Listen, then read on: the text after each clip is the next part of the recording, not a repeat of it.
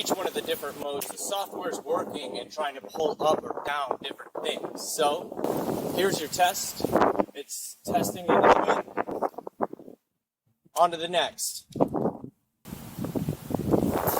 So if I'm talking to you while skateboarding, into the wind, and everything else that's happening in Mother Nature, you can get a good idea of what it's like, what each one of these modes are doing to bring out the audio or pull back the background noise and bring out your voice.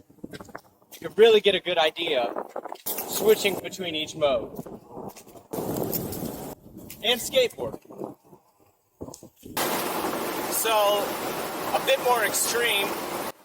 Headed down the freeway. It's a nice warm 37 degrees here in Michigan. You're going to hear me hitting some potholes and some bumps in the road.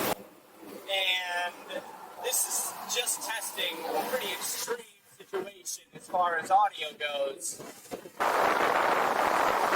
I'm standing here right off of Lake Michigan, like 30 miles per hour wind gusts.